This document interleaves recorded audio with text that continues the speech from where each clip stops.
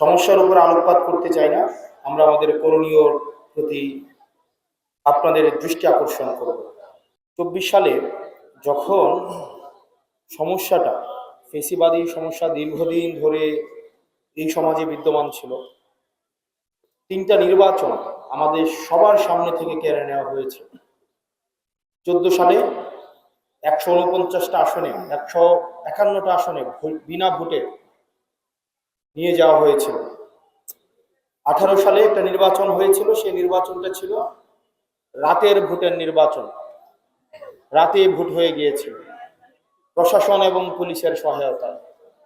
প্রশাসন এবং পুলিশকে তখন বাধ্য করা হয়েছিল চাকরি টিকিয়ে রাখার জন্য, কাউকে পোস্টিং প্রমোশনের সুবিধা দিয়ে, কাউকে এক্সট্রা ফেসিলিটি দিয়ে। 2024 সালে যখন কোনো বিরোধী পক্ষ খুঁজে পাওয়া যাচ্ছিল না, তখন দেখা যাচ্ছিল একটা নির্বাচন করেছিল আমিরামি, একটা নির্বাচন। আওয়ামী লীগই সরকারি দল, আওয়ামী লীগের একটা পক্ষ আবার বিরোধী দল, আমিরামির নির্বাচন। ততক্ষণ পর্যন্ত কিন্তু পরিবর্তনটা হয় নাই, যতক্ষণ না পর্যন্ত আপনারা নিজে আপনাদের দায়িত্বটা বুঝে নিয়েছিলেন।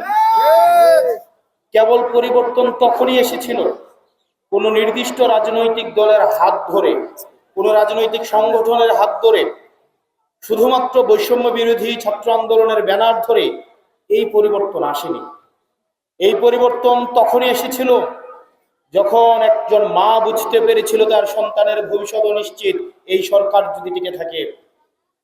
একজন আলেম বুঝেছিল তার ভবিষ্যৎ অনিশ্চিত যদি এই সরকার টিকে থাকে।